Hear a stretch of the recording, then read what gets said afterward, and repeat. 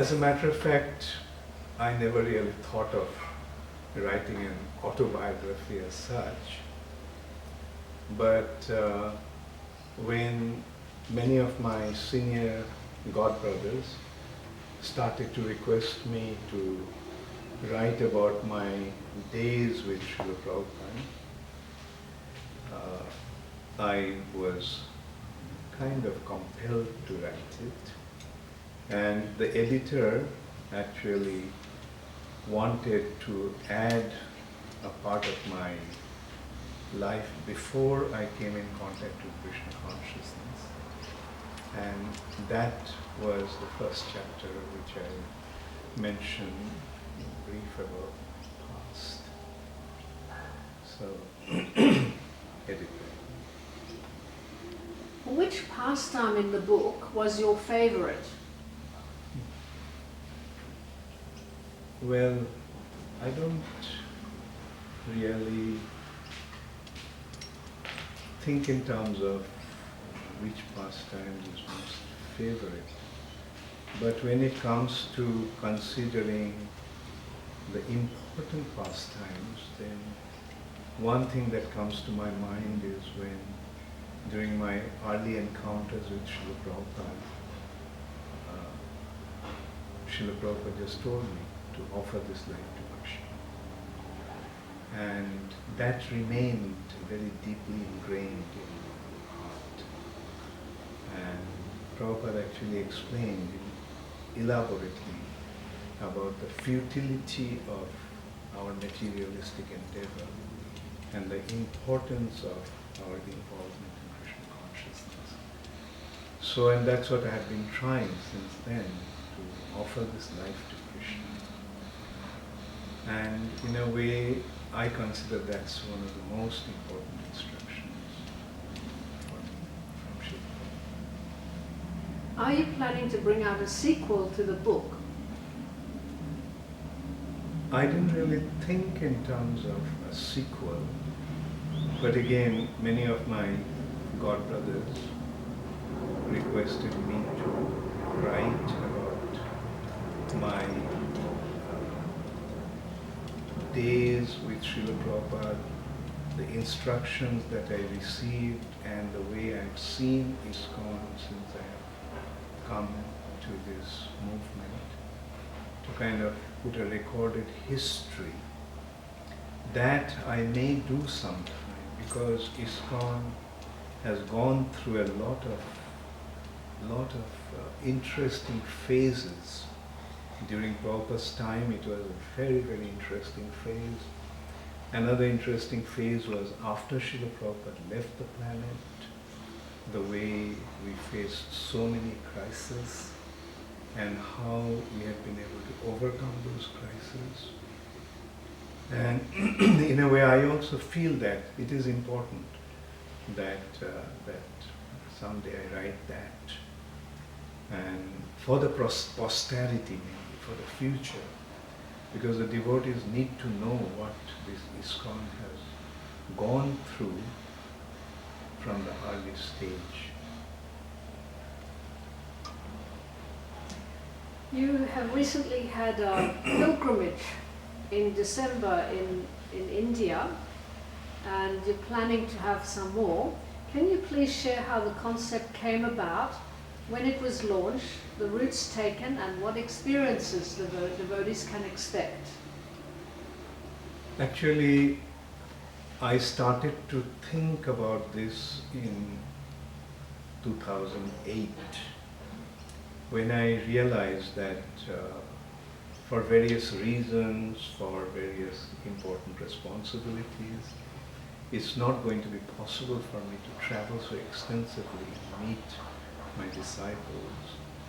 And therefore I thought of going to different countries where I have a number of disciples, good number of disciples, and hold a seminar, spend about 7 days together with them, and that is how this concept actually started, and kind of a retreat. And the first one was in Switzerland, we had it in a very beautiful place where the road ends, and that's the end of the roads in the mountain. There was a hotel which was a skiing resort, and in the summertime it was fairly empty. So we rented the hotel for 1 week, and we had a seminar there, we had a retreat there, and devotees from Europe came and joined the thing. And then the next one was in America, then in South Africa, Australia, and India. These are the main places where I'm having these retreats every year.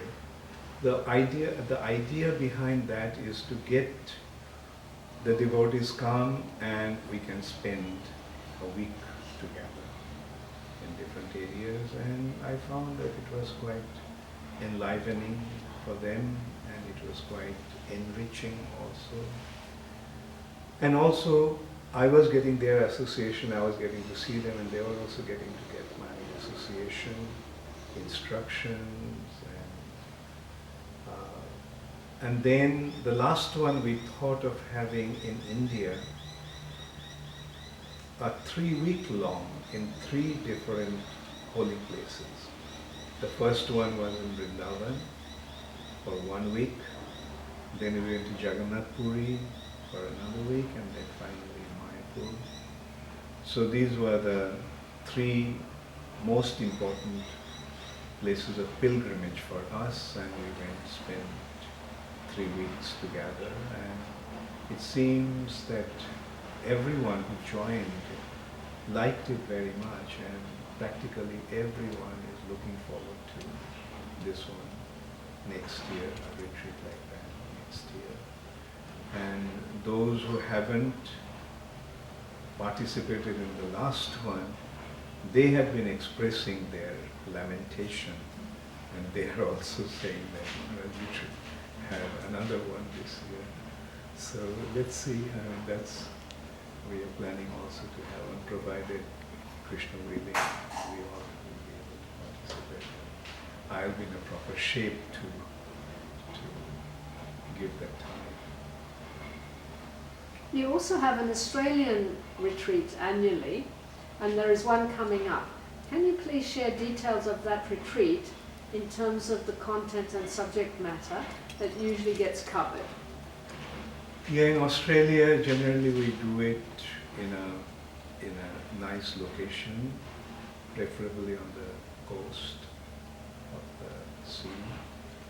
And some hotels we just take over, and about 70 to 100 devotees participate.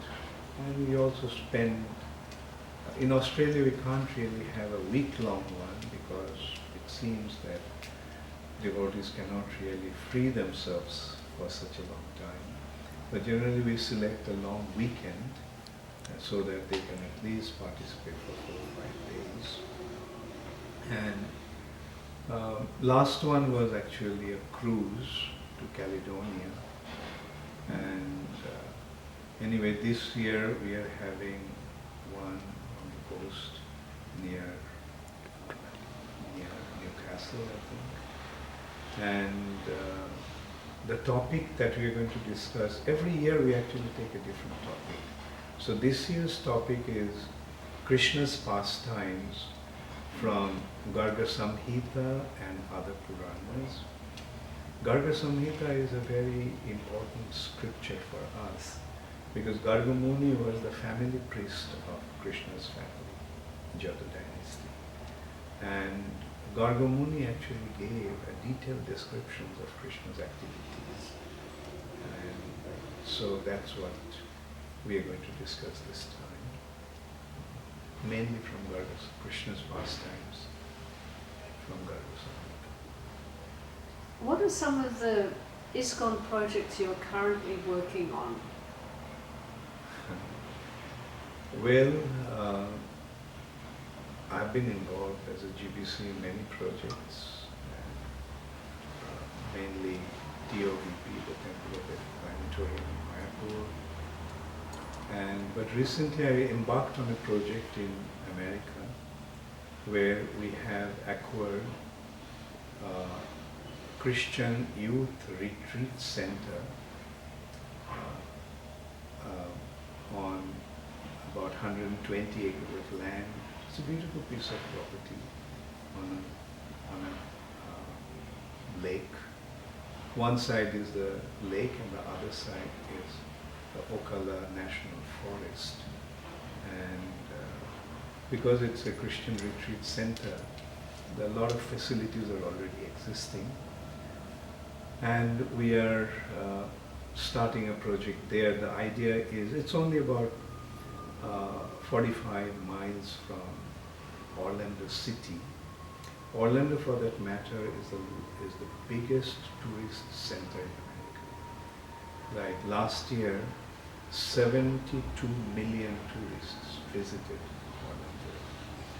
And there's a large university where we are located 10 minutes away from them. There is a DeLand University, and the University of Central Florida is about half an hour's drive from there.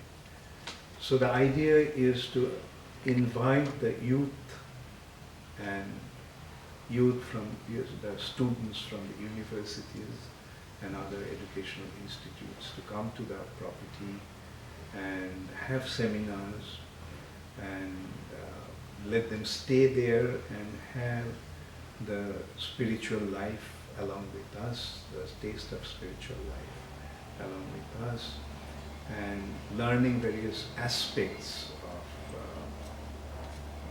of prosperous, healthy and productive life. Learning, say for example, learning to pray to the Lord, learning our relationship with the Supreme Personality of God, learning about how to lead a healthy life following the Ayurvedic system of medicine that has been presented in the Vedas, and learning the importance of vegetarian food, learning about a healthy life, practicing yoga and so forth. And along with that, the importance of cow protection and various other domestic animals, how they are important in our life. So the basic idea is to invite them and present a proper Krishna conscious philosophy, Krishna conscious way of living, and the benefit of such a living. Mahaprabhu's movement has always been a strong movement involving the youth. There has been a significant increase in the number of youth taking up Krishna consciousness across the world. What do you think is the main difference and perhaps challenges of today's generation compared to your time? Do you think ISKCON is an organization will need to change our outlook, perspective and packaging? It's a very good sign that the youth are being attracted to Krishna consciousness movement, because the youth actually make things happen. You consider any remarkable achievement in the world has been achieved by the youth.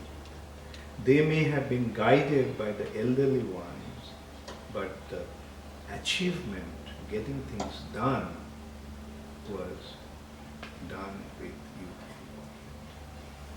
because they have the energy, vitality, passion, commitment, and the fulfillment of their ideals. So it's only the youth who can actually make things happen. But it needs proper direction. Like misdirected youth cause a lot of damage. Today we are seeing in the name of religion what's happening. The youth are being motivated to cause all kinds of damage So it's like youth is like the, the force, the power. And it's important how you're going to utilize it. If the power is utilized in a wrong way, it will cause damage. If you utilize the power in the right way, it will help and benefit the society. So, in Krishna consciousness, youth actually get to learn what is the ultimate goal of life. And when they take up that responsibility, they can make things happen. And I'm really looking forward to this youth involvement. Especially in India, we are seeing educated young boys and girls are getting involved, and they're making such a big impact, movement there. And we are trying to utilize their energy for the benefit of the society. They are going out propagating Krishna consciousness and inviting or attracting others. So that is the thing, like a group of doctors going out and treating the epidemic victims. Actually, the world is actually suffering from a disease called materialistic disease, and the cure to that disease is spiritual involvement, and that is what is happening. And as a result of that, the human society is going to benefit, or one can say that the individuals are at least benefiting immediately, and those who are getting involved, and those who are going to accept it are going to benefit. And in this way, as this movement spreads, the world is going to benefit in general. Do you think ISKCON as an organization will need to change our outlook and perspective and packaging as we go into the future? Yes, we have to move according to the need of the moment. We cannot hold on to some set way as such. Like we have to see what people need and what people want, and accordingly we must generate that interest and attract them. Like today's youth is different from previous generation. In our time, most of the youth in the West were looking for a positive alternative. They were searching for life that would lead them to real happiness. They saw that materialistic prosperity doesn't really bring happiness. You cannot buy love with money. So then they started a movement in the West and in America especially, and then it spread to the Western world very effectively. And at that time Srila Prabhupada went there and he gave them the real positive alternative, and they were attracted. And they were attracted by his love, and they saw that real love comes from getting involved with the Supreme, the activities for the sake of the Supreme Personality of Godhead. And the love is a spiritual thing. Love is not a physical thing. The attraction between the material bodies is not really love. It is actually lust. The love is when it is directed towards the Lord. And when it is directed towards the Lord, then it's also directed or reflected to his parts and parcels. And that is what Srila Prabhupada actually gave. And wherever one is, in whichever situation one may be in, everyone is actually hankering for love. And we have to see how to give it to them, how to motivate them to accept that love and distribute that love for others. And that is the bottom line. And as you say, like it's the same material has to be packed according to the need of it. The packaging may be different, but the substance remains the same.